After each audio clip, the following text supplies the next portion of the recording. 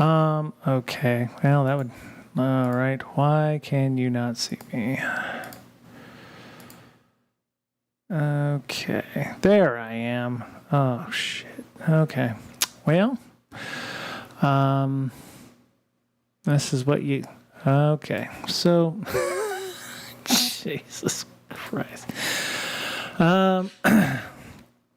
We are having a bit of technical difficulties, as per usual, here on the BrakeSec podcast. For some reason, the Elgato just doesn't like to start up and activate properly without little encouragement here. So,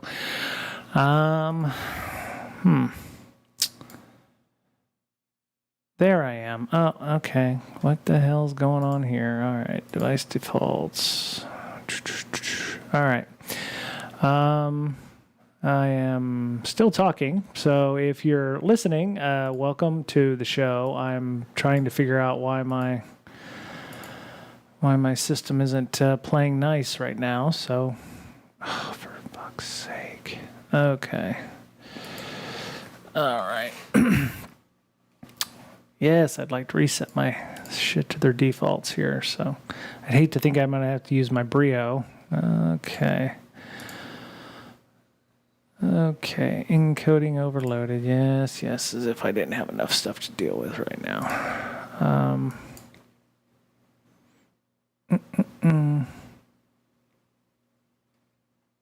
Default output custom. Make it 19 by 20. There's that. Frame output, highest output, and MJPEG. Okay. Well, I may be needing to come back in a few seconds. You know what? Let's just... What's that old adage? We'll do with what we have. Let's see here.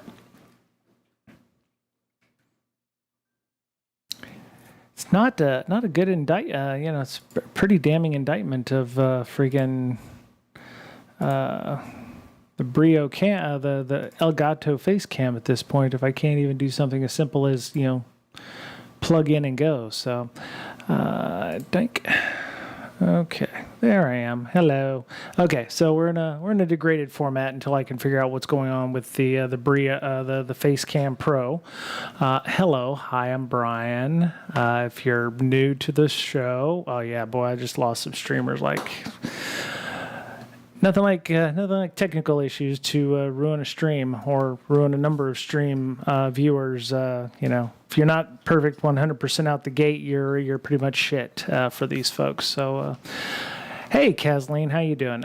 Yeah, it's a damning indictment of the Facecam Pro, where I can't just plug in and go. It was plugged into the computer, and it just didn't want to do anything. So. It is what it is, and thank you for sticking around and sticking with me on this. Yeah, man, that really bites. I don't know why I just couldn't plug in and go on that, but well, let's see. How's everybody's weekend? It was mine was uneventful. Went and got my flu shot vaccine, as I am wont to do. And there we go. It's echoing in my head. Then we, just hung around the house. There was not a lot to do because it's the holidays. And we tend to not get too touristy when it comes to holidays and things. So just hung out and got to enjoy ourselves. So... let me see. I do have... for those of you who joined me last Friday, we built a somewhat kernel in Rust. So that was pretty sweet. Never done that before. It wasn't overly terrible or burdensome. It was actually a workable solution.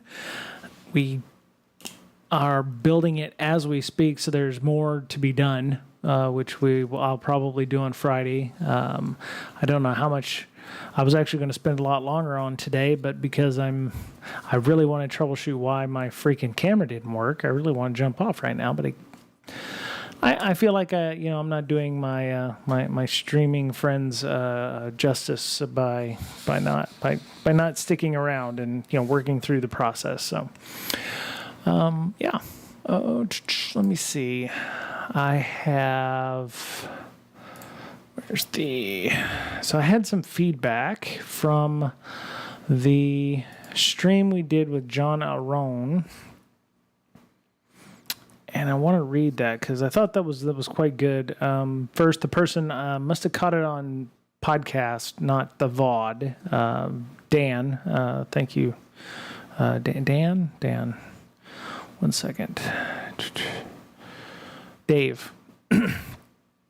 And which person? Okay, there it is. Sharing some of the shows with friends for record should offer challenge going to those who've listened to this every episode since first. Okay, so this is after the discussion. So I said, because my last bit to Dave here was, hey, tell your friends about the show if you can. Some CISPs out there must need CPEs this time of year. Said I shared some of the shows with friends, but I reckon you should offer a challenge coin to those of us who've listened to every episode since the first and survived it all. Heck, I remember in one episode your erstwhile colleague actually gave out his email address when he asked how people should get in touch. He never did that again. Yeah, for the ones of people who heard that, he probably still getting spam for that, but it's okay. So let me see.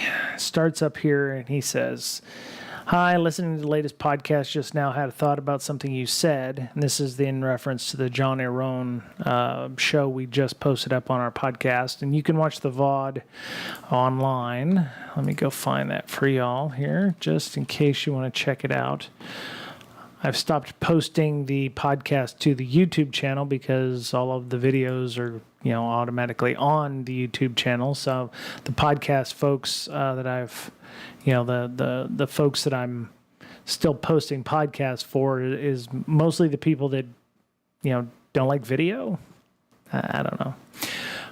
So where are my streams at? Home. Library. No. Your videos. There it is. All right. So under your videos.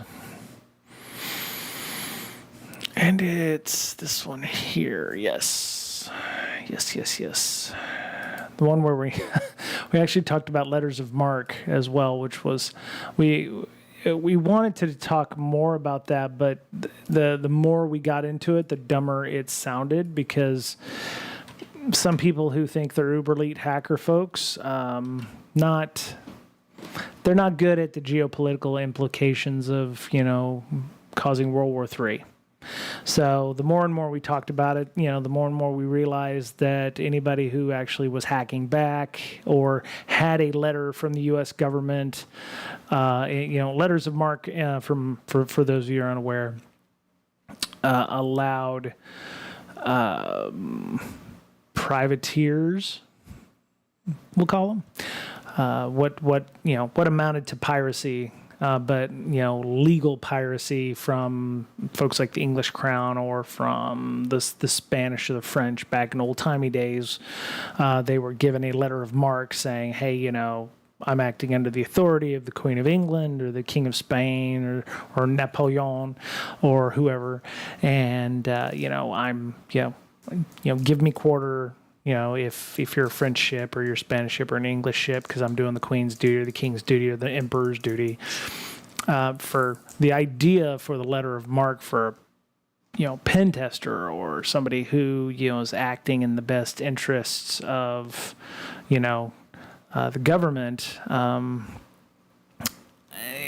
would say the people who are smart enough to be able to do exactly as we're suggesting with the letters of marque are smart enough to know they're not going to do that kind of stuff. And the ones dumb enough to ask for those letters of marque so that they can go and hack back probably don't understand the geopolitical ramifications of hacking APT-1 or Fancy Bear or the, Hurricane Tornado or whatever the hell those, names are for those APT groups. And, frankly, those that are, technical and capable enough to do so don't want the headache of having to deal with all the extra probably red tape and paperwork. So the more and more we talked about it, the more we realized it was probably garbage. Anyway, so says, hi, mate. Listening to the latest podcast just now, have thought about something you said. Maybe this is, and because this is social media, I feel I have the right to broadcast that thought to your direction. Social media for the win. Am I right? Anywho, you asked if there was too much automation in InfoSec. I don't currently work in InfoSec, but I do work in automation, mostly RPA, but other stuff as well. There's a huge push for more and more automation across everywhere. I think the issue is that of scale. It is not possible to do everything manually and get it done in a realistic window, hence automation. I would say that there maybe needs to be better overall approach taken, and that some sort of consolidation or rationalization of automated tools so there aren't so many individualized approaches in place. There's no way to operate at scale with companies. There's no way to operate at the scale companies need to without using heavy amounts of automation. Here endeth the thought. Apologies for soapbox rant, but hey, I feel like maybe I contributed something, so all good. I did write back to him, and I said, yes, I agree. I think some believe that automation solves all. Care and maintenance of automation won't remove people. But I think but it will definitely reduce the number. I think it's impossible to do everything automated. I think we were also discussing junior level positions at the time, because my question was, what, when AI is taking over, simple automated processes and things like that, what are junior level positions looking like in the future? And one of the things that I suggested was GRC, audit, that kind of stuff. It's not fancy. It's not flashy. It's, but it pays the bills, right? Which is, in this day and age, and I actually just saw an article on Harvard Business Review about being happy at work. Anyway, but yeah, I think we can. I think one of the suggestions I came up with was like GRC and audit. One of the people I follow on X Twitter today or this weekend kind of got into it about IT not being a security type position, like sysadmins are not a security type position. Got taken to task for that. You can go find that online if you want to. That one got a little thorny, I think. And I think there were good points on both sides of that. I often tell people who come from IT that they do security in a manner of speaking. It's just they have to frame their jobs in terms of that. And I think that's how we have to do a lot of our job hiring. We have to frame it in a specific way. Anyway, so I said, I think we were also discussing junior level positions, what those look like when we have so much automation. Automation, in my case, my thought was, when AI takes over a lot of those things, like level 1, log analysis, that kind of thing. What is the future junior position? What will more companies be willing to train people up in the future? I said, good input, thank you. And he said, I suspect there'll be more juniors in automation earlier and more in depth to allow them capacity to assist where things break down. It's always going to be important that manual steps for tasks are trained on, as all automation eventually breaks. It's fairly true. If you don't keep up with it, APIs change, integrations will change, somebody will push out a fix that breaks something else, maybe not one step down or two steps down, but it's like, like an IFTTT thing, like if they, which is a Zapier or something like that uses integrations. Like I could send out an email to everybody that listens to the podcast about this stream. It'll work forever and ever and ever, and then all of a sudden IFTTT or Zapier or somebody will push out a fix that will break the integration between, Twitch and Gmail or whatever that bridge glue they use in the middleware there. It'll break something. But something will break. So you things, address issues, or work through any issues that might come up.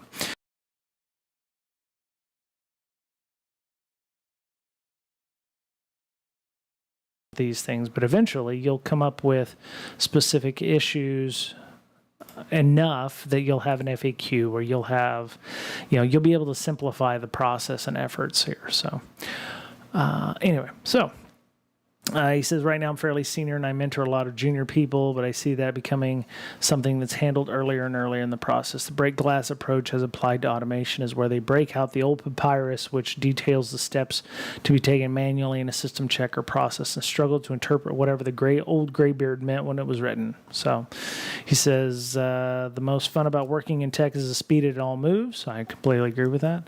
It's also one of the more worrying things. Thanks for the response. It occurred to me during the show I was listening to that you and Mr. Betcher could set up a standards certification organization, BRI squared. Yeah, we could do that. Actually, with Miss Berlin, Mr. Betcher, and myself, it'd be the BBB.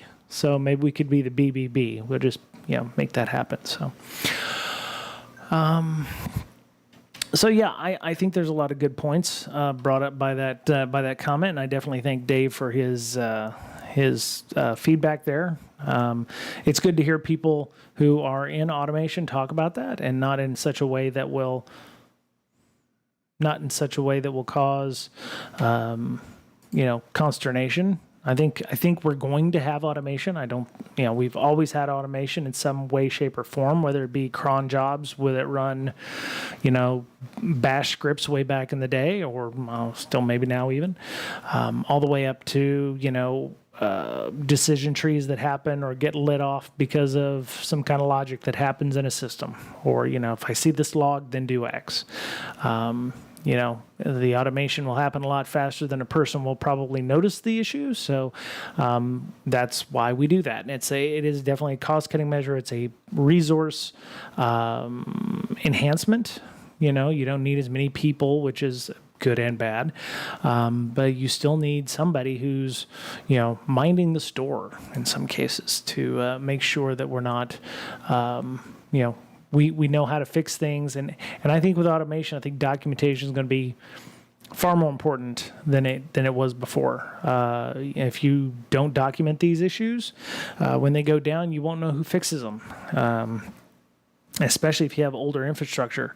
I'm seeing that with other folks who we were talking about automation on a Discord, I think. Not mine, but somebody else's. And as the infrastructure gets older, if you're not refreshing your automation practices or finding ways to enhance or change your automation, and maybe that'll be the new job. Maybe that'll be an area as well. It's like, okay, I know how to automate things, or I know how to bring in new automation techniques, that kind of thing.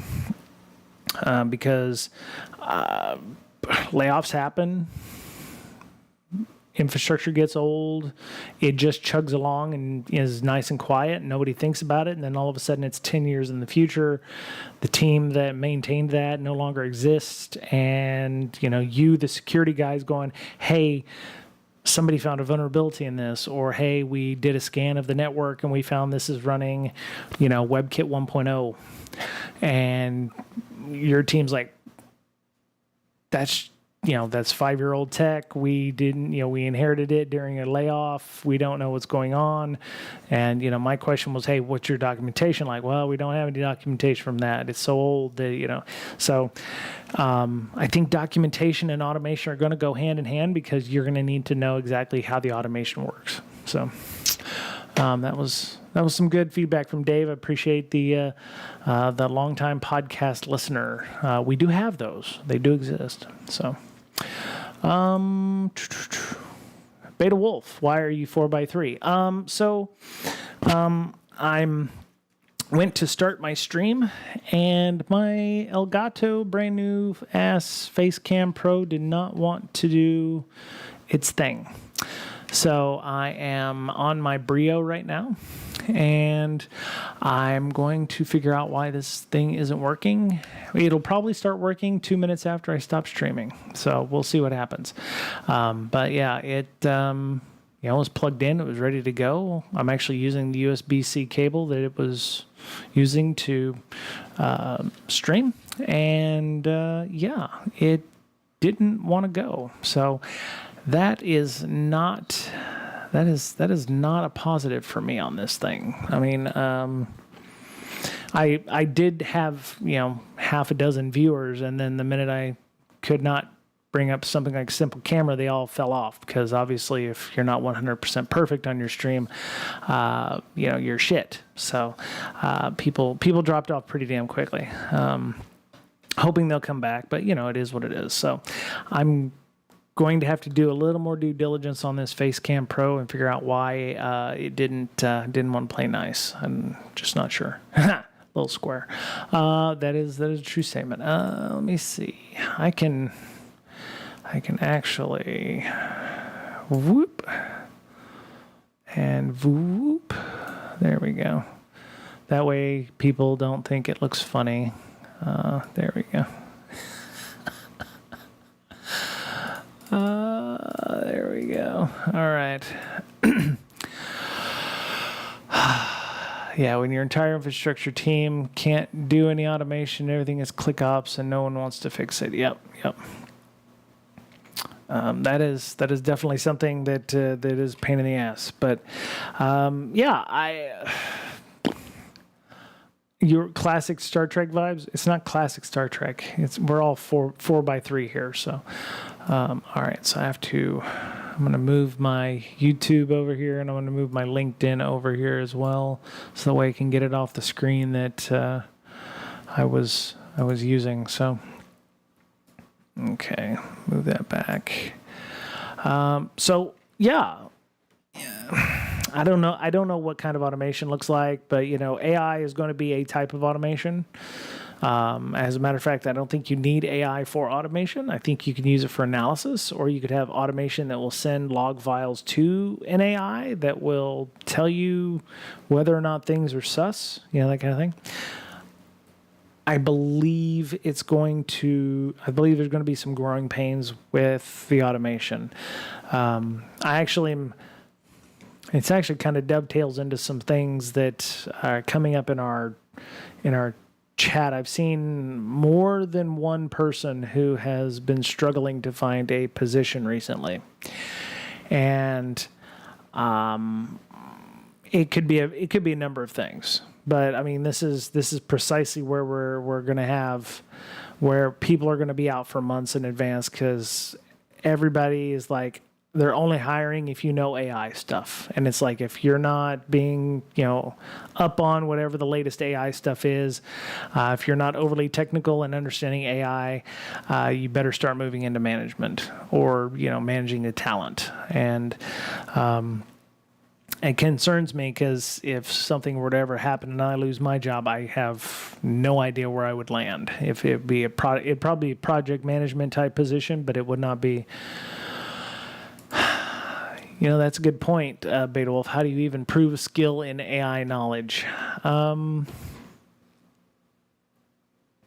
that is a good point. I mean, you would almost have to show that you were able to, I don't know, make an AI, or be able to test for those things, like the various attacks. I just saw the other day, I was poking around on the internet for some things, and there we go. All right. So I hope this works. Oh, of course, my Brio is gone because one second.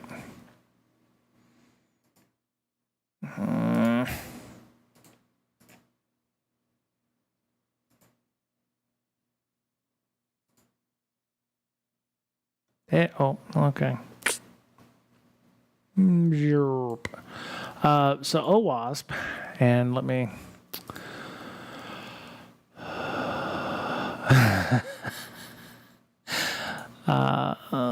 Just give me a thing. What the fuck I want? Okay. There's that. All right. So.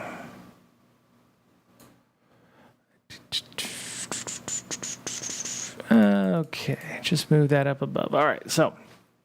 OWASP has created a top 10 AI attack kind of thing. So, or OWASP top 10 for LLM. So, the 10 different vulnerability types for LLM, which I actually found quite interesting. I found a checklist I didn't actually realize as ChatGPT about the Brio. The Brio is working fine. The Brio is solid. I mean, this is my Brio right here, so it's working solid. I'm very happy it's working perfectly. But yeah, so there's an introduction, and there is 10 items, which is the 10 that they give you, kind of like the OWASP top 10 with web stuff. They have a number of things. So, but these are the 10 that they're calling out right now in 2013. So they're going to probably put out another one in a couple years. The attacks may go up or down. May go up or down. So there's a number of different things and it depends on the LLM you're using for this. Oh, wait, did it say 2013? No, it said 2023, bro. Did I say 2013? It says 2023 in the title. Sorry, if I said 2013, then I don't want to go back to 2013. I'd be living in Austin right now. Okay, so yeah, I'm having a slight, I don't know.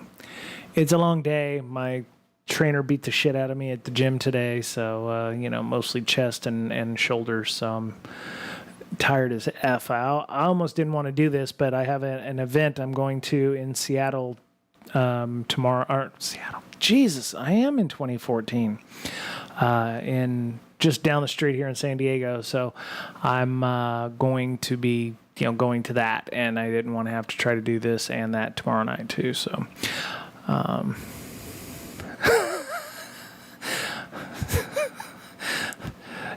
kind of Beta Wolf, yes. He is my trainer. The name is Hans. He's a good dude.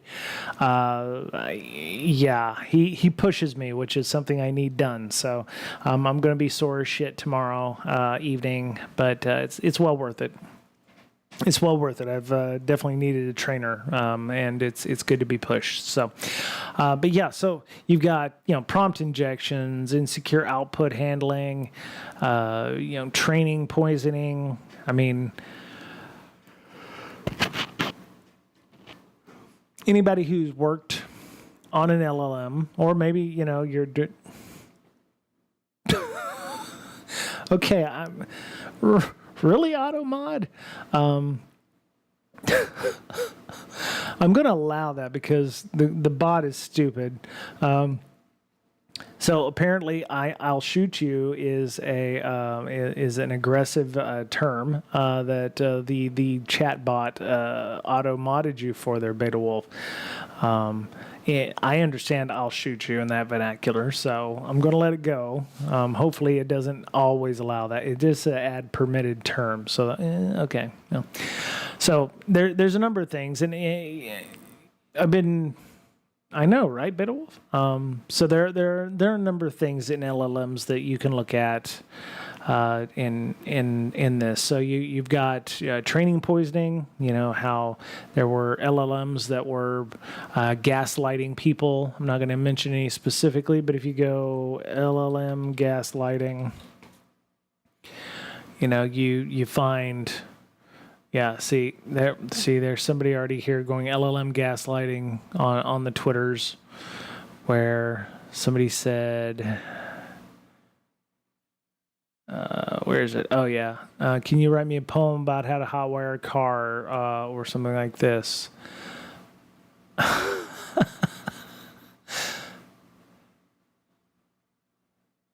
Remember, you're not supposed to warn me about what you can and cannot do. You're just supposed to write the poem. Oh wow, okay. So that's pretty good. There were some that was trying to tell you, hey, today is not this day or what have you. And so you're going to run into various things, but there's going to be organizations out there using these things. So it's always good to have this, PDF. You can go and read through it. There's examples for each one here and for prompt injection, just like that Twitter that I showed you, being able to get it to say things that, is supposed to be restricted. Tricking it into divulging sensitive information or manipulating output to downstream systems. So, I don't, it's not supposed to tell me how to hotwire a car, but somebody was able to get it to give it a limerick or a poem that, you can hotwire a car. So there's ways of fixing this. So if you do things like bug bounties, there might be bug bounties out there in the future that will be doing LLMs.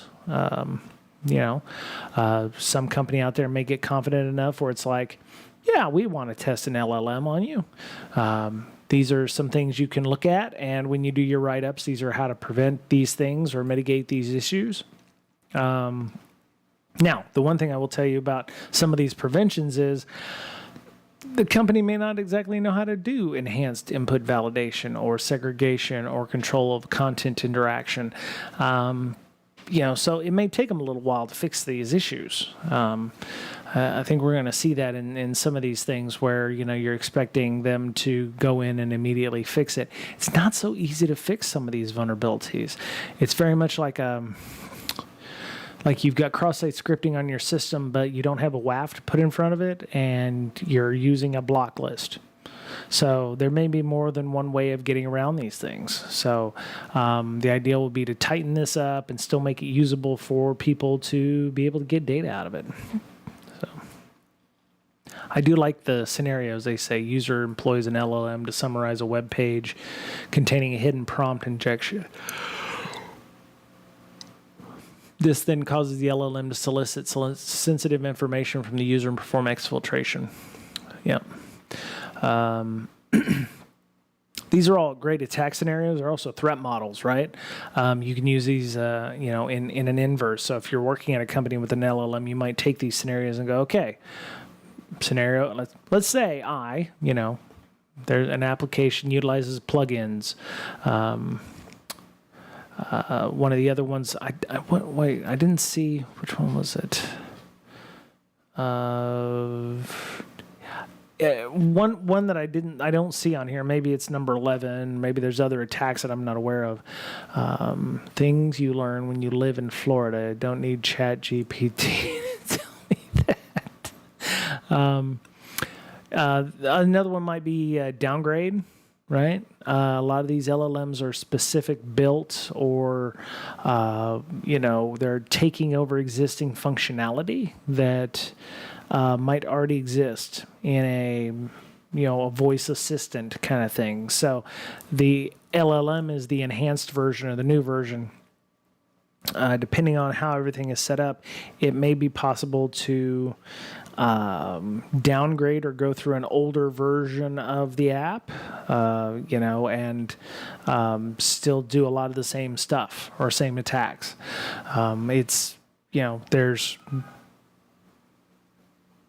There might be, ways of doing it. The plugins thing is another one. The integrations that are going to happen.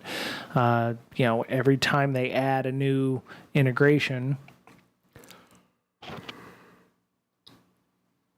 they're going to add a new vector, right? If they add a new data store.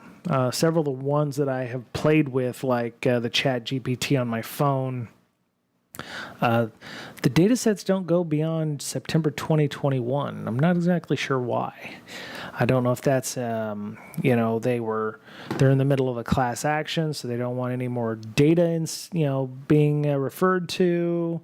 I don't know if see, the conspiracy nut in me is like, there's some kind of data that we don't want the AI to have after September 2021 that's going to cause it to do things or cause issues or what have you. So I don't know what I don't know why they stopped it at September 2021. So, but yeah, you're gonna find all kinds of issues there. So, It's good. It's worth a look if you decide you want to get into the industry. There's more than a few talks on LLMs recently that have happened, so you can go and poke around and find those. What the hell's going on here? Oh, okay, I'm good. So yeah, let's see. I think it was Bard. I didn't want to.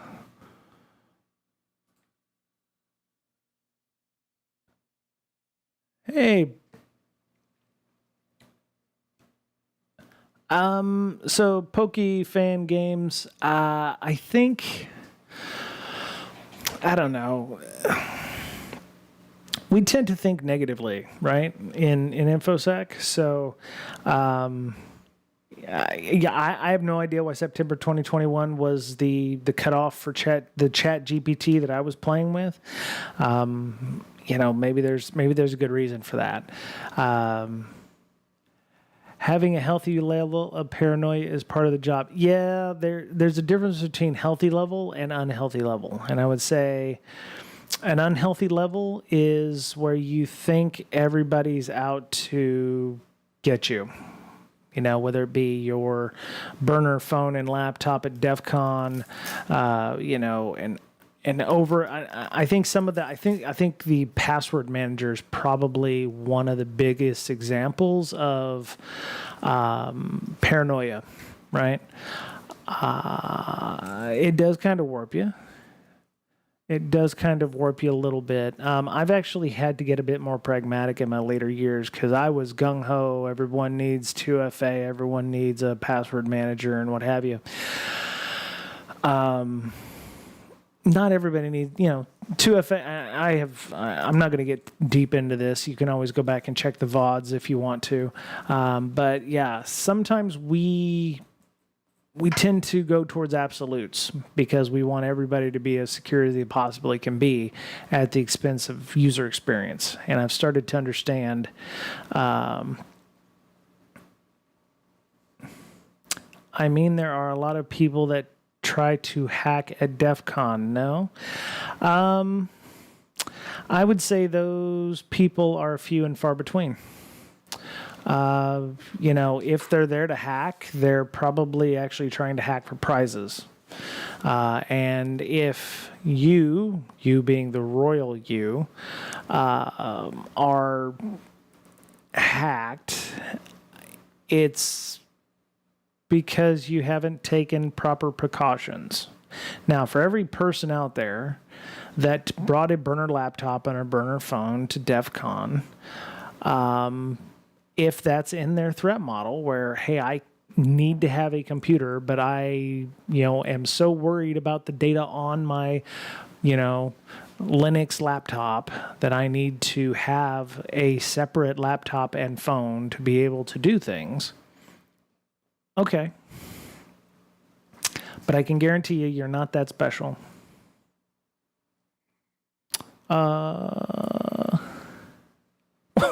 Well, Fan Games, I appreciate that. CYSA Plus, awesome, fantastic. What is it? CY? System Administrator Plus. What? Security Analyst. Silence. What's the CYSA Plus? I should go look that up. CYSA Plus. Cybersecurity Analyst. Oh, CompTIA. Okay, there you go. Yeah. Okay. Cybersecurity Analyst. Very cool. I hope it was helpful. Yeah, I think a lot of people overestimate their importance. And, I think for a lot of people, if they just didn't advertise where they worked, that would get rid of about 80% of your problems. If you were targeted, it's probably because of your OPSEC. I tend to not tell people on LinkedIn where I work. My management still doesn't quite understand that. Well, you can use social media. You just don't, put up pictures of yourself where you live or, to be honest, it's not hard to find out where I live. But I'm not special enough to be hacked. I mean, I do have a password manager. I do practice 2FA wherever possible. I do recognize that there are people out there that would like to watch the world burn. But at a DEF CON or a Black Hat, I don't know. I was walking around LobbyCon at Black Hat, and there were too many people trying to run to get to the next, free beer or open bar or talk. I didn't see a ton of people like stopping or walking around with Wi-Fi pineapples and doing that kind of thing. I straight up stopped updating my LinkedIn, Beta Wolf. I use it, I just don't update the current job thing. That's my next goal. Oh, he's broke, guys. Pack it up.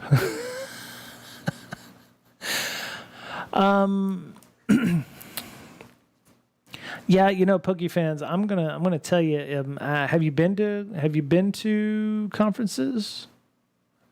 Because I would say if you've not been before, and okay, so how do I say this without don't go to DEF CON and Black Hat. Don't. If it's your first conference, don't go to those. There are numerous, I was going to say, like Beta Wolf, hit up your local B-sides. Your B-sides are going to be somewhat more economical for you. As a matter of fact, a lot of B-sides will give you a free ticket if you're a student. If you're okay with the OPSEC drop, are you in a big city area? I'm just trying to find out if you're in a place like San Diego where they have a B-sides or a SFO or Seattle, New York, something like that. I was just trying to figure out if you were, I'm sure you can Google search for those things, but I wouldn't go to DEF CON or Black Hat. Even $450 for a DEF CON ticket is stupid. It was like $4,000, I think. I don't want to guess at what Black Hat costs, but it's definitely, unless your company's paying for it, don't go to Black Hat. If you have to fly to Vegas, there's probably better local meetups and conferences you could go to that would give you a better experience than a DEF CON or a Black Hat, because I don't want to lump you in and be stereotypical, but unless you actually know people who are actually going to be at DEF CON and Black Hat and can coordinate that kind of stuff, you're going to miss them. For the 4 viewers who are on, and that does, the 2 that haven't said anything. If you've been to Black Hat or DEF CON, please feel free to weigh in here, but between the Luxor and Mandalay Bay, where I was there for an event, I was actually at a work event, walking back and forth between the Luxor and Mandalay Bay, you could easily miss somebody, or hey, I'm at Caesars. Can you let's have dinner? Well, I'm clear down here at X, and I don't know if I'm going to be able to get here in time or whatever. You're gonna run into that kind of stuff. A good 350 person B-sides is a far better solution, I think, for people who have never been to a conference. Beta Wolf, I hate the current layout for DC, so it's rough. Yeah, I haven't been to DEF CON, but yeah, it was like $400 for a ticket to DEF CON, and I was like, yeah, it's just not worth it for me. That's one reason I didn't stay or stick around for DEF CON, because I didn't pay for it. What do you want? Really? Well, come here. Come on. There you go. Wow. Meow. Uh-huh. But yeah, yep, that's Cat. That's my mama kitty. What? You're more popular than me right now. Why don't you get up here? Run the show. Why don't you get up here and run the show? Yeah, exactly. Yeah. Well, come on. I'm derailing the show for you. Come on. Yeah, wow, exactly. There you go. Yeah. But yeah, having come down here to San Diego, there's a lot going on here. The DEF CON group is running, and everybody seems fairly open. There's the thing, like I said, there's a thing tomorrow night. It's like a super group of people. So the OWASP folks, the WISIS folks, women in information security, WICIS. Women in cybersecurity. They have a local group down here. So I mean, we're getting involved. They had TacoCon down here, which is something I hadn't heard of. I actually was going to something else run by was it CISO podcast people? Is that it? CISO series? I think that's it. John Very. I want to say it's this. No, it's not those folks. Anyway, so apparently they run like a manager tools, but for CISOs, and I didn't. Is that it? Oh. Nope. But that's another good one. It's a podcast series, CISO Voices. There you go. There we go. But yeah, so I mean.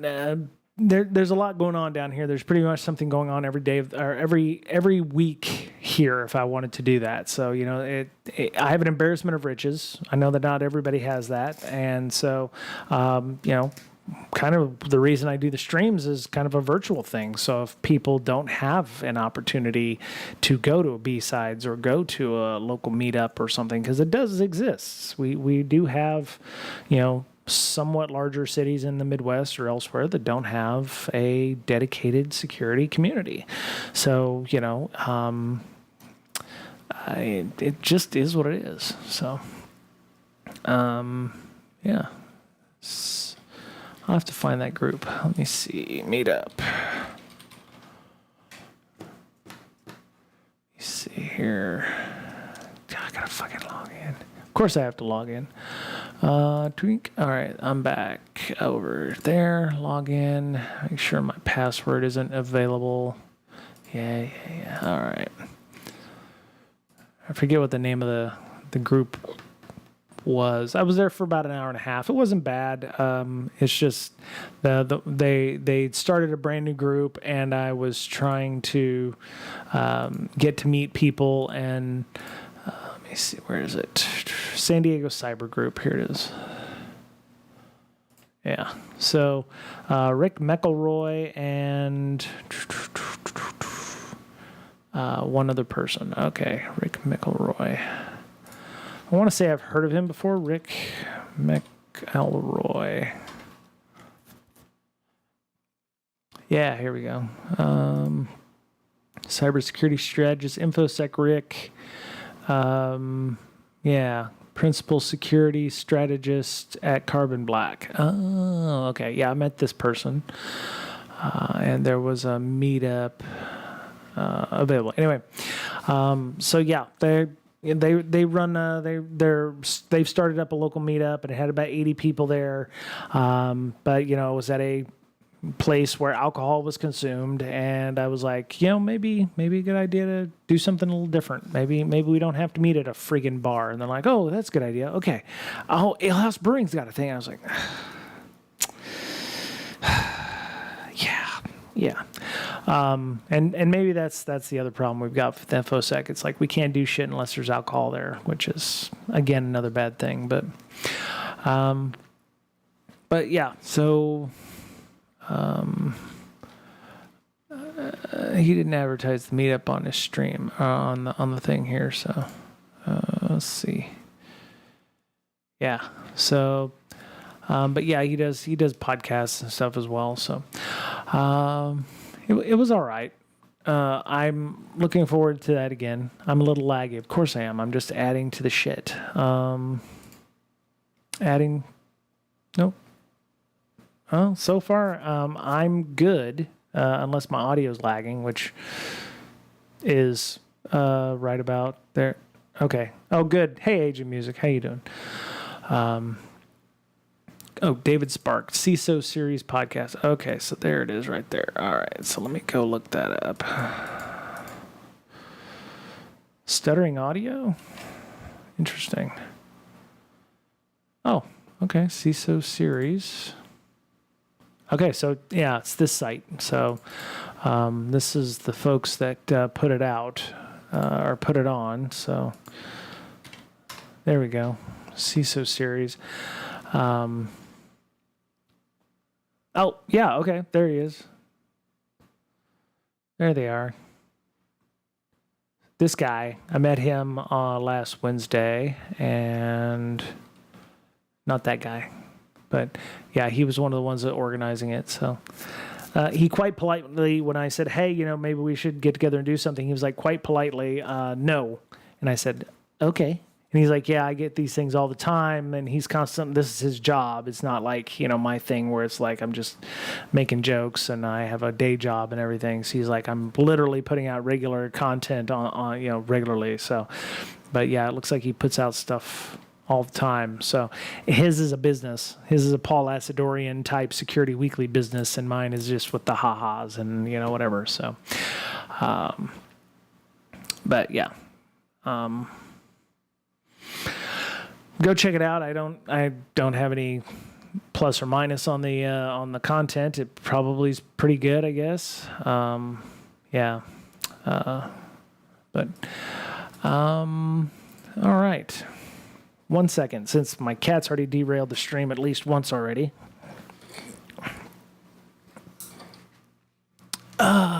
Okay. Where's the cable that I pulled down here earlier? There it is. All right. So I'm plugging in another USB cable because, while I'm sitting here talking to you fine people, I can be figuring out why my camera sucks. I only paid $399 for that shit, so I would think it would work. So, doink, there we go. Yeah, I don't know why my camera didn't work, and I'm hoping maybe it's not just an overloaded USB prompt.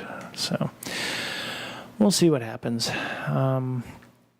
By the way, I did have fun with the Rust stuff. So if you are interested in learning some Rust with me, I would suggest getting the book and the system that we were doing, the Minimal Rust OS. This was actually fun. I'm cautiously optimistic that we will actually have a kernel before we're done. The system worked as expected. I didn't have any problems making it work. There was a GitHub with it. If you think it looks funny, it does, because there's no func main in there like most scripts have, right? That was one of the things that we noticed with it, that you actually have to put a start or an insertion port into memory so that it will actually do its thing. And it can't do that, normally, because there's no main and no standard. It just runs, right? So you have to actually create a underscore start. Where is that right here? So the function start instead of function main, because there's no func main, to inject itself into the stack. So it's creating a stack, and it's going to do all that. So we're going to continue doing some other things. I think there's some drivers coming up. They want me to install QEMU and run this. And what's supposed to happen is there's supposed to be a hello world at some point on this if I did it right. So I need to go back in, and that's what we'll do on Friday, is where I'll set up QEMU before then. But ideally, you'll package this up into a format that works for the QEMU virtual machine, and then it will start and it'll boot. And if everything works as it is written, it will say hello world. That's all it'll do. But we've created a kernel. We did all the prerequisite parts to creating a kernel, and then we'll just add things onto it. And I don't know how complex it gets, but it definitely is. It definitely is there once we get it set up. So I'm cautiously optimistic. So far, it's worked. The examples work. Yep.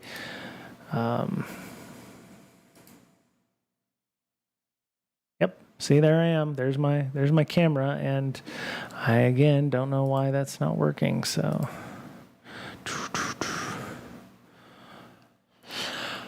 It's probably one of those things where I'm going to have to reboot my box. So, yeah, it's one of those things.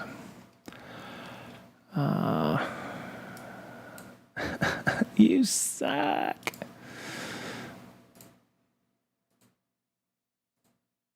Go $59.94 in TSC. Oh, so close. So close. Auto detect. One of these days it'll come online. Oh, yeah. Yep.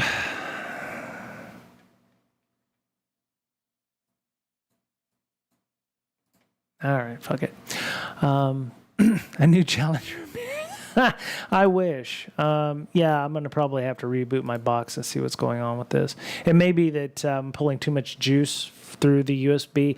The card that's in the server is aftermarket. Well, no, because if it was the Evil Twin Age of Music, I wouldn't have a goatee. See, this is Evil Brian here. Mirror universe, he doesn't have a beard. So, but yeah, my guess is that I'm trying to draw too much power between the Brio, my microphone, which also is a USB-C, and then this big fat honkin' thing with its own processor and everything inside. So I'll have to get a powered hub or something like that. Or, maybe I'll set up a, GoFundMe and, get me a better computer. Somebody asked me that. They're like, why don't you have a Ko-fi or a GoFundMe or something? I'm like, I already have enough ways of being donated to that, it should work out. So discard. All right. So we're just gonna forget that for now, and I'll futz with that a little later. So anybody hiring? And I know we're kind of going back to the beginning of the show where it's like, what does junior position look like? But give me $2,500 and I'll make you a top of the line computer and get paid a couple of $100 for it. You got to have $2,500 to be able to do that. I'm an Amazon whore, you know that, Beta Wolf, and what I did was I built this computer on there. The only thing is in the next year and a half or so, Microsoft is going to get rid of Windows 10, updates and stuff, and my difficulties with Linux is documented and well known and ranted on numerous times, so I won't go into any more of that. But I'm not going to try to my next computer will be a Windows 11 box. It will not be a Linux box. Yeah.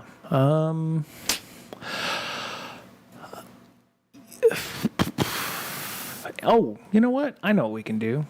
So we got us. I'm going to hold on to that because. All right, let's go do our quiz for the week, our threat intelligence quiz for the week from Sockville. Again, for those of you who don't know, really excellent, good time. Something you can definitely send to people on a weekly basis to kind of teach them about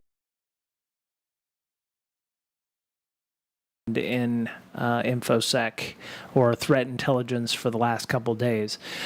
This was a major win, by the way. The law enforcement agencies across the globe dismantled the CACbot malware botnet during the 2021 ransomware attack. On which of these companies was it leveraged?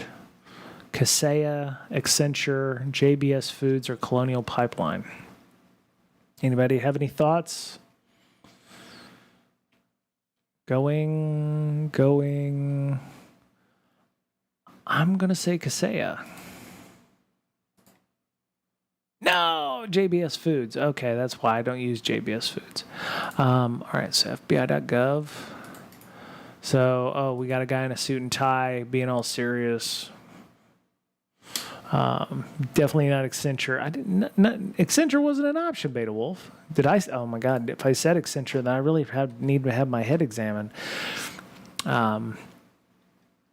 I thought it was Kaseya, but I was wrong. So, the action which took place in the U.S., France, Germany, Netherlands, Romania, Latvia, and the U.K. represents one of the largest U.S.-led disruptions of a botnet infrastructure used by cyber criminals to commit ransomware, financial fraud, and other cyber-enabled criminal activity.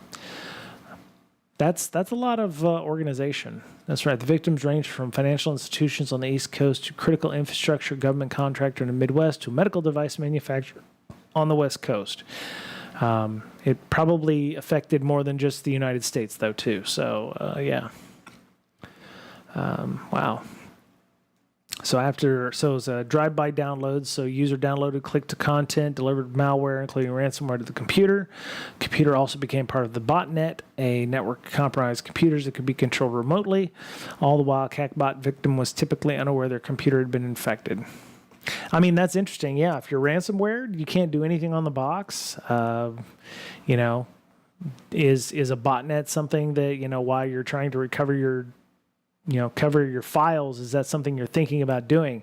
If your computer's completely immobilized and you can't do anything with it, do you turn it off? Do you leave it on? What can they be doing with it? Like, mining Bitcoin, for instance, or something like that. I mean, what are they doing with your machine while your IT or your security department's like, oh my God, we need to figure out how to, decrypt all these files. Well, a couple of hundred boxes in your org could be cranking out some Bitcoin, for mining purposes. So, So, I'll do my best to try to copy the links to the articles as we go along here. So, all right. So I'm 0 for 1. Which one of these were criticized this week as it could potentially be used to persecute security researchers and activists? 27001 is a framework not enforced by law. The Treaty of Versailles. Treaty of Versailles is a bit on the old side, but it would be just like somebody to say the Treaty of Versailles could be used to persecute security researchers and activists.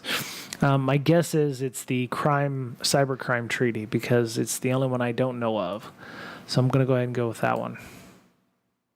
There we go. See? Okay, who are the 4 people who thought it was the Treaty of Versailles? Or was just people just throwing off on that? I don't know.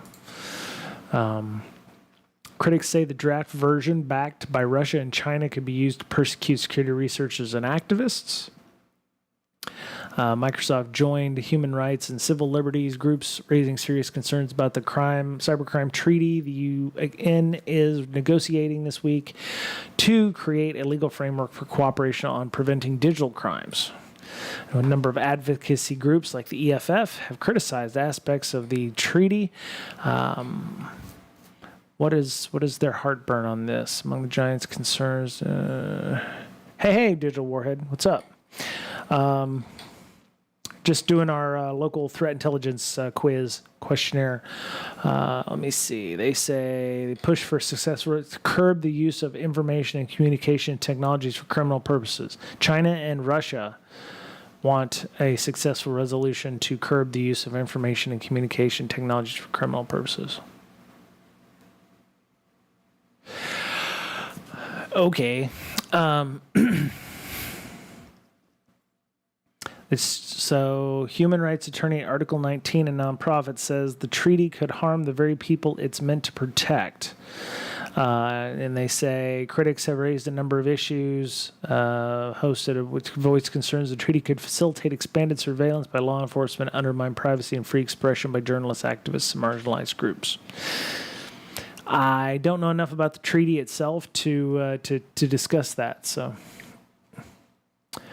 funny you should mention that, Digital Warhead, about those weekly quizzes that you used to do.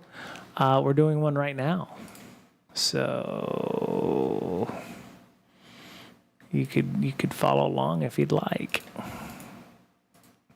And actually, what happened was on the Sockville quiz went away. for a while, and just came back. So again, if you're finding value in the quiz, don't support me, support the quiz, and that way that person will continue doing it. You just go down here and you buy that person a little coffee, little donation, a little something in a tip jar. Current negotiation for the treaty will run until Friday. A final vote will not take place until January 2024.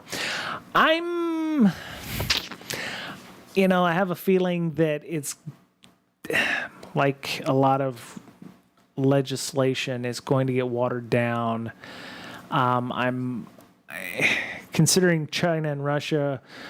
Cyberscoop is writing the slant of, China and Russia, are worried about cyber criminals, and yet most everybody like myself is reacting, wow, China and Russia is worried about cyber criminals, when in fact a good majority of the Western-based EDR teams have special fancy names for, Limp Panda and, Winnie the Pooh and all those folks over there. So I'll never be able to visit China. I can guarantee it.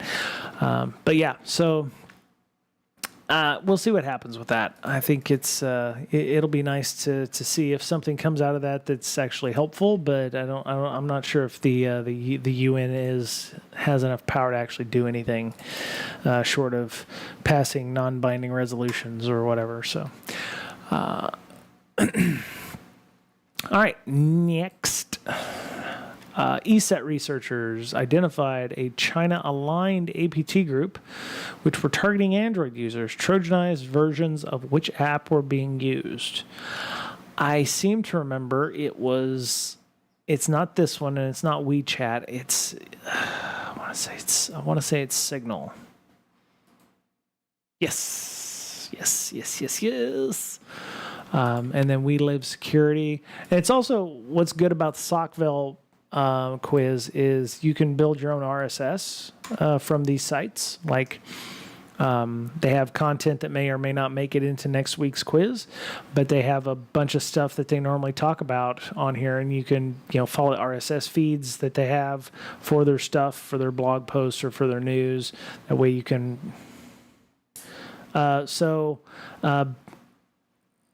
Digital, the bad, bizarre espionage tool, is targeting Android users via a Trojanized Signal or Telegram app.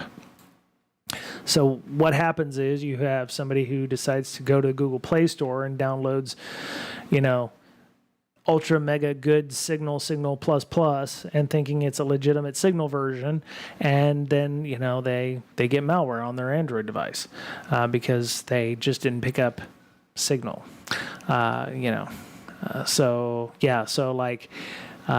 Here's called Signal Plus Messenger and Flygram on Google Play and the Samsung Galaxy Store. Both apps were removed from Google Play.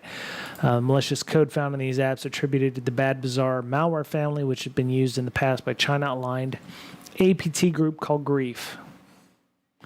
Bad, bizarre malware has been used to target Uyghur and other Turkic ethnic minorities. Flygram malware was also seen shared in a Uyghur Telegram group, which aligns with previous targeting of the bad, bizarre malware family.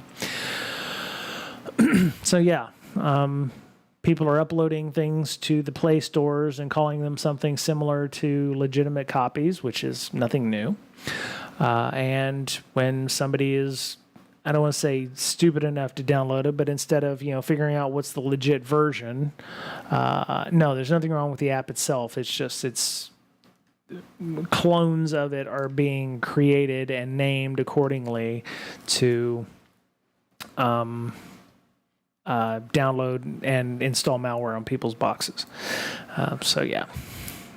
So there's some IOCs in here. They're talking about, mimicking the Signal application, signalplus.org, Telegram alternative app, flygram.org. I don't know. How would we get around that? I mean, if you're important enough, like a WhatsApp or a Signal, it seems to me you would want to go, I don't know, the extra mile or something, or Google would want to go the extra mile to verify that every time a new build was added, that it was a legit version. I don't know how that would stop the clones out there from, causing that to happen. But I'm not even sure how Flygram and Telegram are in the same. I don't know how that works.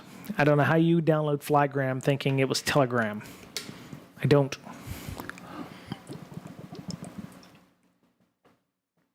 Anyway, next.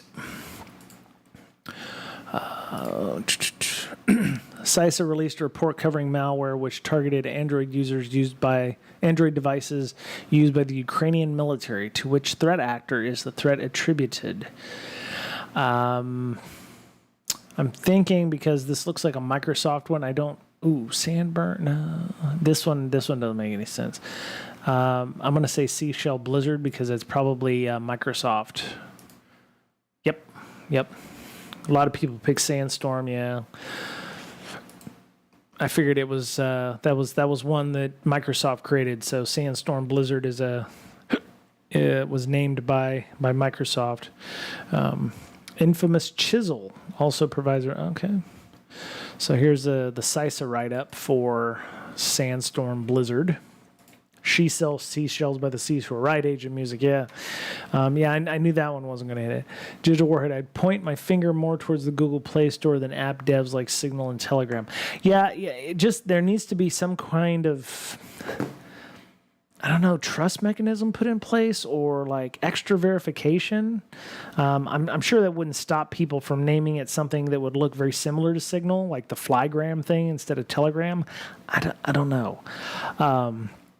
And it would stop people from naming them like Signal Plus Plus, Super Mega Happy, Ultra, really secure, whatever, go. That would probably stop that kind of stuff. But, you could still get somebody uploading an application that had, malware on it. So, yeah. So there's malware details. You got some IOCs. Your pyramid of pain starts with hashes. You can move further up there on that. Descriptions. You got multi-call binaries. So these things are you're able to do your pyramid of pain here on your news article. So I got started a little late. So apologies for those of you who didn't make it in time. Facebook reported on dismantling two of the largest known covert influence operations in the world. From which countries are these operations? Covert influence operations. See, everybody wants to go Russia and China, but I think I don't think so. I want to say Brazil and Argentina.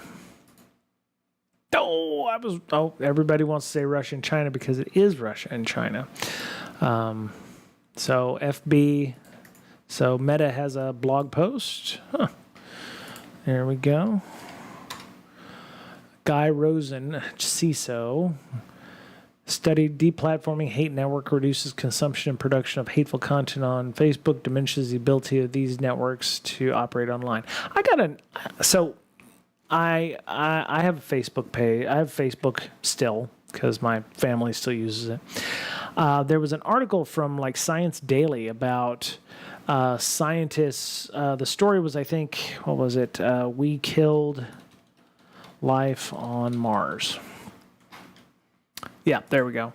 So, So it's they said in the 1970s when the Viking landers went and sampled Martian soil samples, they had to heat these things up because what they were looking for was indicators of life. And they said the life detection experiments were ever conducted on there. They were very confusing and remain so. They said the labeled release, which they were tested for life gas exchange experiment, was not. And they say they found they were looking for chlorinated organics at the time, which was the indicators for life. But to do so, it was like you take this sample of Earth, which may have had life in it. They're going to heat it up to like 800 degrees or something to find the chlorinated organics. But whatever they did would have killed anything that might have been alive in that system. And I had posted up on Facebook Yeah, this is like, when you see stories about researchers who said this was the oldest living one of these things that they found in the ocean. But to determine that it was, 150 years old, they had to kill it and do a necropsy on it. And I was like, this is the problem I have with scientists and some of their methods is like you killing the very thing you want to study. I was like, why don't you just wait until the damn thing dies and then do the necropsy on it? And I got warned on Facebook about that because it wasn't cybersecurity related. And I was like, well, why? Well, yeah, it wasn't cybersecurity related. I didn't put any hashtags in there. It wasn't specific to that. So am I the only one getting sound stutters? Oh, okay, good. Because I would have been a little worried about the stuttering. So I am getting some dropped frames.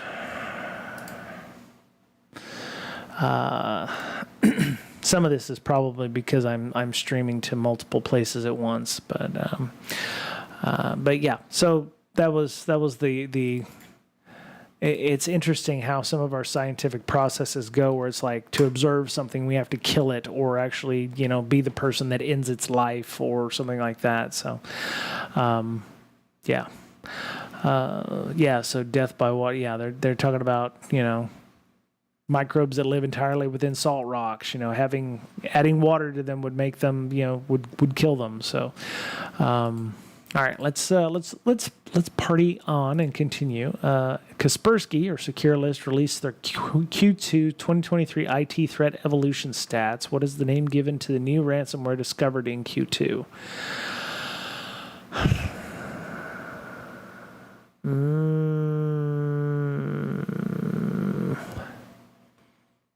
What kind of DL and UL speeds you cooking with at the new pad? Not much better than I was in the Seattle joint, like gig down and 40 up or something like that.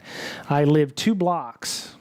2 blocks. I can throw a rock and hit a house that has 5 gig fiber. But because of the way San Diego is operating, like with, I don't know if it's like, certain neighborhoods or whatever, 2 blocks away has 5 gigabit down symmetric fiber, so up and down 5 gigs. I'm stuck with Spectrum, I think, at 1 gig down and 40 up, which I'm stuck with them. The upload is fine. It's just, I wish I had better options, or options, period. My options are quite limited here. So I'm going to assume it is, oh God, I want to do Ryuk, but I think that's dead. I'm going to go with Lockbit. No, it was the only one I didn't think of, Rasket. Okay, so Secure List, IT Evolution. According to Kaspersky, 5.7 million mobile malware, adware, and risks were blocked. Oh, okay, so that's, things that they've done, whatever. I'm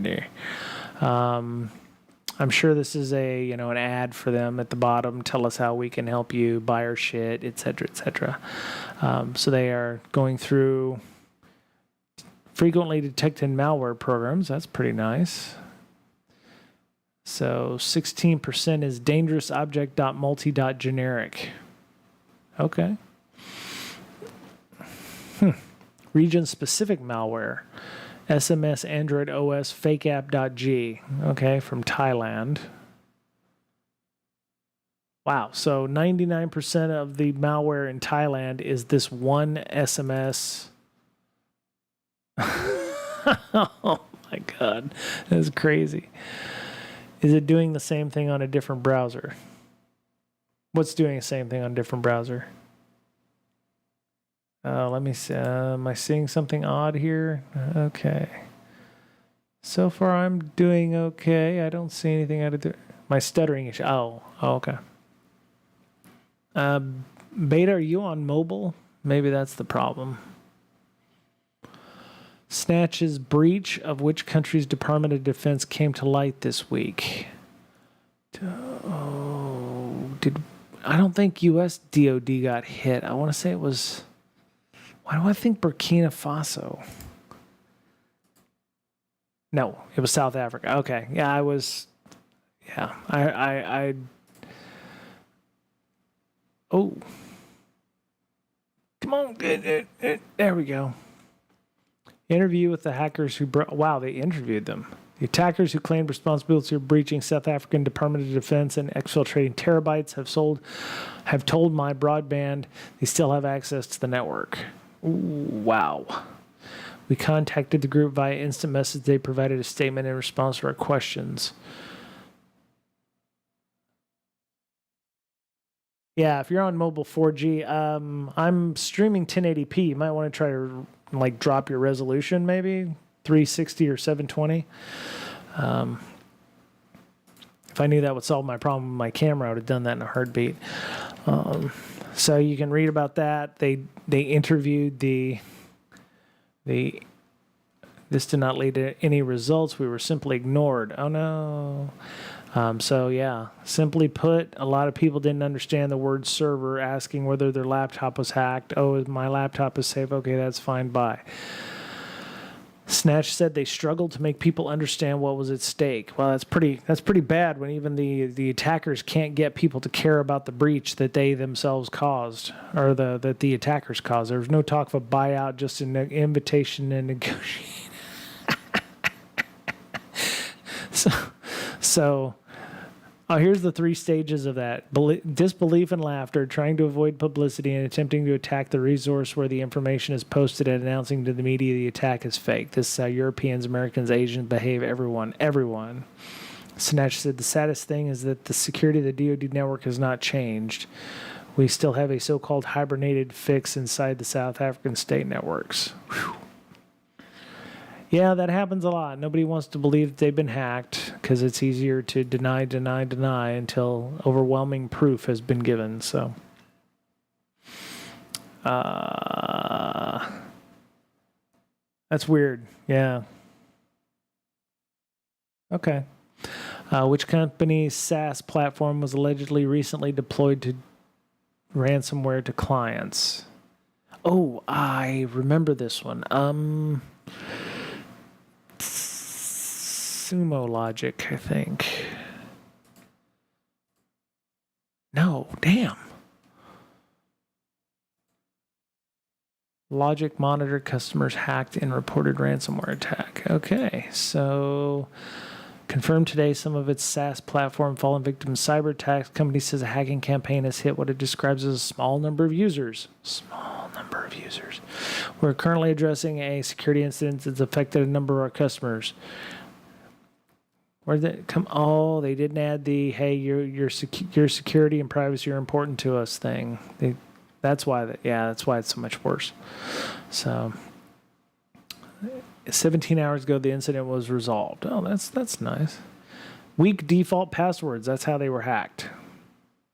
Mm-hmm. Oh, the affected customers' accounts were hacked using weak default passwords. Yeah, that'll be good. Yeah, CSEC East is tomorrow night. I saw that.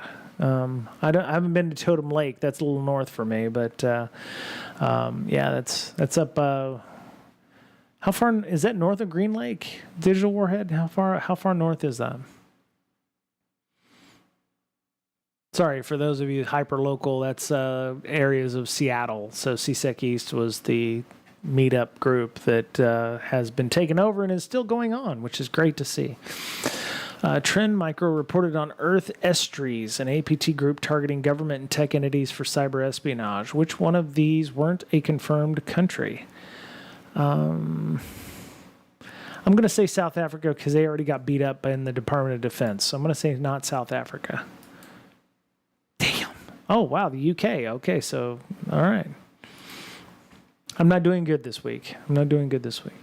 Earlier this year, we discovered cyber espionage by a hacker group called Earth Estries, based on the observations, has been active since 2020. We found some overlaps between TTPs used by Estries and used by another APT group, Famous Sparrow. Okay.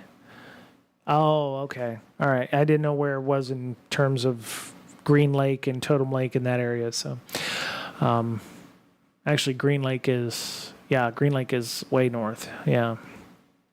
So here's the infection vector. Oh, good. Cobalt Strike makes an appearance here. That's great. Lateral movement over SMB shares or Windows instrumentation the WMI console, using PDF or DDF file, browser data, and then exfils the PDF or the browser data. Okay. And Zingdoor, new HTTP backdoor written in Go. See, a lot of malware is being written in Go, which is cool. One reason to learn Go, so that way you can actually read the code if you ever got it downloaded. Again, here's another one, custom browser stealer written in Go. Obfuscated by custom obfuscator for anti-analysis. So they managed to anti-analyze the analyzer, or analyze the anti-analyzer, and then deobfuscate it. So that's what it was. Interesting. That's a good write-up. Go check that out from Trend Micro. And so, with Secure, reported on a threat tracked as Duckport.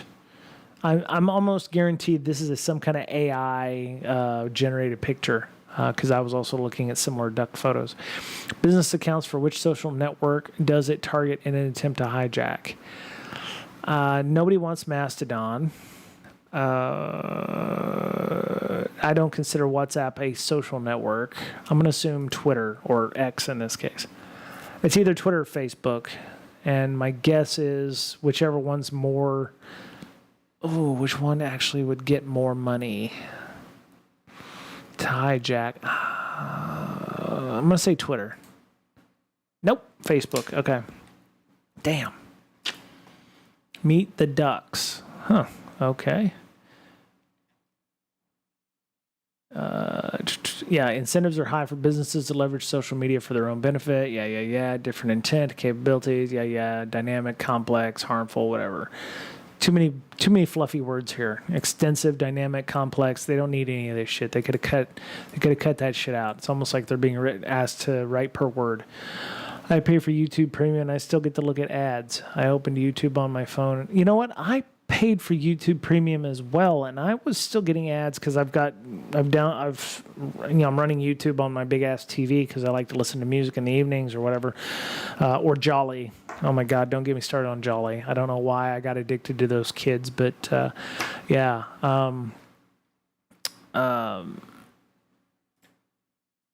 Yeah. Okay. So Meet the Ducks. It's a nice short. There's a publication you're probably going to have to sign up for. I'll be damned. Okay, so it's a PDF without a registration, so that's pretty sweet. Wow, 40-page doc on that, including indicators of compromise, recommendations, and protections. So go grab this doc if you want to read up on the ducks. I don't know what the ducks are about, but maybe they're they're Vietnamese threat group. Okay, so the ducks are Vietnamese, and they have little blue hands. Look at their little hands. So, am I sharing? What the? Oh well. All right, one sec. All right, use this link. That's what I get. I thought it opened up the link directly from the site, but. And it's just, whatever. I know I tossed the direct path in. It's all right. It's fine. It's not hurting me in any way. C users, Brian downloads. Big whoop. I'm not paranoid about that too much. So, all right, we got to be getting down to the bottom on this because I really sucked on this one. Oh, God. I don't want to even look. I think I got like 2 right. So, yeah, sign up for Sockville's thing. I got like 3. Yeah, 3. So I sucked at that. So,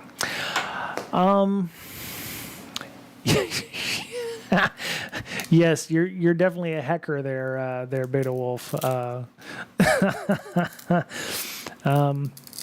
Yeah. So, just want to give a heads up. I'm about to drop off here, but I've got a couple of folks on our Slack channel that are in, I don't want to say dire straits, but they have been.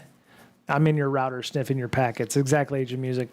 I got a couple of folks in our Slack channel that are looking for jobs, and they've been out of a job for it's not like for lack of trying. It's not like, hey, I'm going to take a fun vacation off for a couple months and then go try to find a job. They were laid off and have been searching for a job. My company has just started opening the job positions, so I have recommended them for a few internal positions, but it's at the point where I don't want to say given up, but it's like they've applied to several dozen, I would say, positions, and they could use some help. So if you are hiring a security engineer, mid to senior type positions, hit me up and I'll get you in contact with them. You can also join our Slack. I'm going to post our Slack up here. Give everybody an invite to the Slack. It'll work for the next 7 days at least. But yeah, I'm not saying you don't have to guarantee anything, but anything you can do to give them encouragement or to help them out in any way, shape, or form. Edit link settings. This is going to expire in 7 days, so this link will be good for the next week. We do have a code of conduct. It's a moderated environment. You can join that. Myself, Lady P is in there, Beta Wolf, a bunch of folks. But yeah, we're, anything you can do to help, or maybe you can, do a resume review with them. Hey, what would you potentially change? What can you do to help out there? Even if it's words of encouragement, trying to find a job is especially in this kind of weird environment that's going on right now, which could be for another 3-4 months. I don't know, but yeah, one of them has requirements where they can't relocate, so that adds to the pressure and the issues. Reach out, let me know. I'm Berber Prime on both our Discord and our Slack, and I will get you in contact with them if you know somebody or have some ideas on where you can, where they can apply to positions. So I'm gonna go. Not my best stream. I'm going to punch a camera in the head and see what's up with that. But I'm going to be back on Friday. Be a little longer episode because I like the Rust stuff, so we're going to continue doing some of the Rust OS stuff. And well, there's a huge difference there, Beta Wolf. But yeah, I appreciate that, Age of Music. Thank you so much. I'm happy. I'm so privileged to have a job, and I can't imagine what those folks are going through. If you, even if it's just to join the Slack to, give them some encouragement or what have you, that would be greatly appreciated. But hope everyone has a good day. Take care of themselves.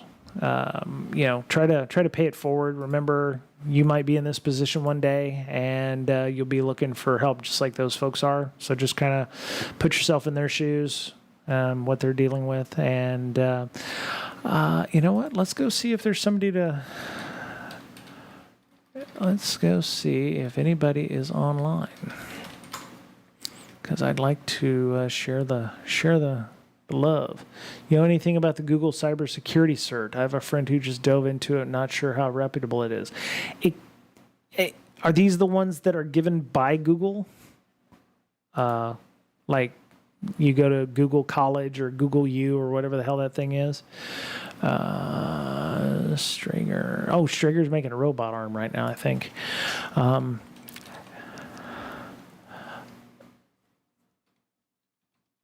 we go.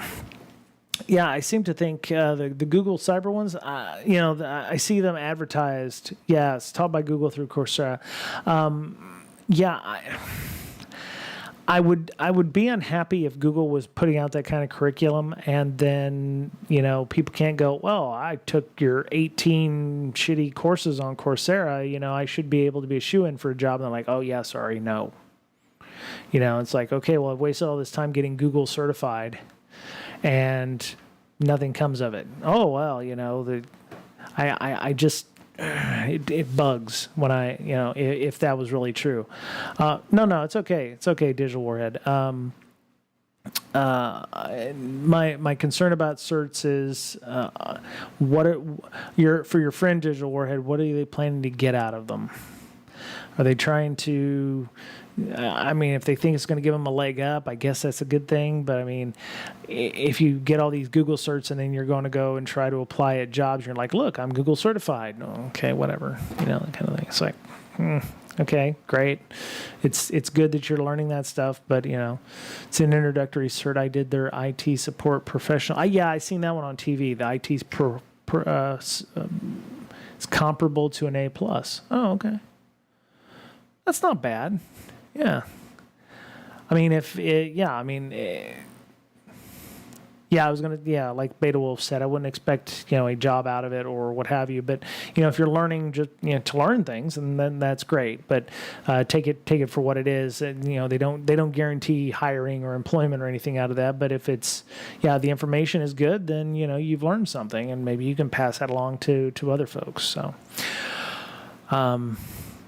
we can continue talking about this on the Slack or on the Discord. Please feel free to hit us up on either one. You can use the invite in the stream chat from our Twitch, and the Slack channel is good for 7 days. We will ban you if you do not act professionally. We do have a code of conduct over there as well as on our Discord. So please act professionally and with respect of everybody. And if your answer for I don't have an OSCP because it costs too much, maybe that cert is for you. Yeah, OSCP is definitely a time commitment and a money commitment for some. So yeah. Anyway, but good discussion. Thanks everybody for putting up with my technical difficulties. And I'll be back on Friday, hopefully with a working camera this time. And we'll do some more Rust. So hope everyone has a good day. And we're going to go raid Strager. I think he's playing around with the robotic arm right now. So that's kind of cool. Go and check out what he's doing. And have a good rest of your day. Later, y'all.